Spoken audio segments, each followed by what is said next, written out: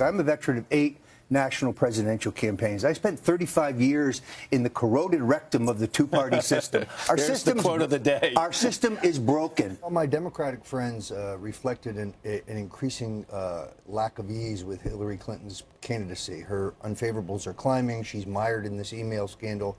She's on defense. She's explaining, and when you're explaining in politics, you're losing. Look, voters need to know that Jeb Bush got a $4 million taxpayer-financed personal bailout from the federal government when Daddy was vice president. They need to know that.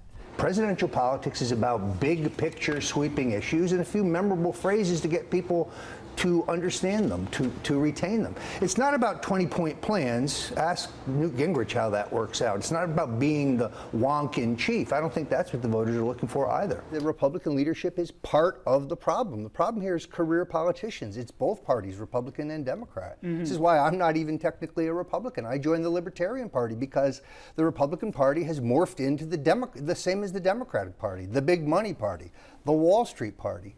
It's not incidental that the people who are funding Hillary are funding Jeb Bush. There was a superb article about that last week. They're the same entrenched financial interests. You know what they like?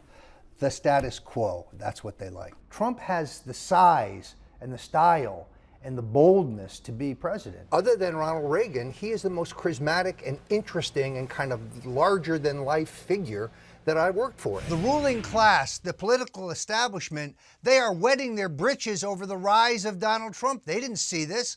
Why? Because Trump cannot be controlled. Because he's independently wealthy, he could break the back of the political system and the insiders.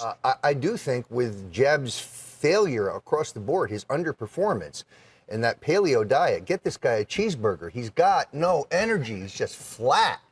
There's no passion there. There's no can-do spirit. It's just somnambulant. This is why Trump is zooming past him. And she says it's all about timing, when things may have been deemed as classified versus when she got them or sent them. So just she also said she was under sniper fire in Bosnia. Roger Stone, thank you very much. I think one of the mistakes that analysts make is they look at the Republican primary electorate as monolithic. It is not monolithic. They're all different types of Republicans.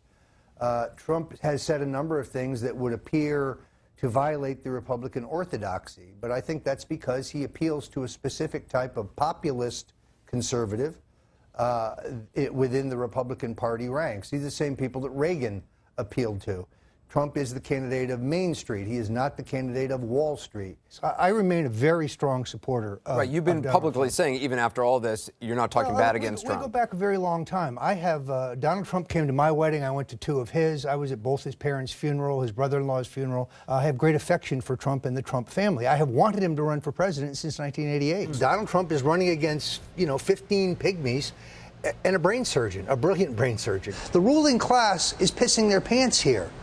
This guy is a challenge to the two-party duopoly that is running the government. He's a Manhattan real estate developer, and he's leading 14, 15 other experienced politicians. Why? Because he had a core message of taking on the system, fixing our broke immigration system, taking on China and Mexico, redoing these trade deals to bring jobs back to the country. He was a breath of fresh air. Who would Donald Trump pick as a running mate?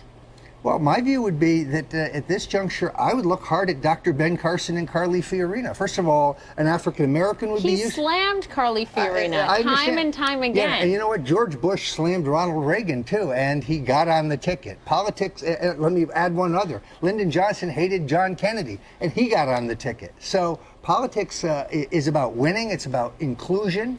And I'd look at those two because they're non-politicians. Did he tell you? Did he tell you that? No, this is my opinion, but I think it's obvious from these poll numbers. The American people want bold solutions from people who aren't part of our fetid political system. Trump will either win Hispanic votes or not win them based on an economic vision.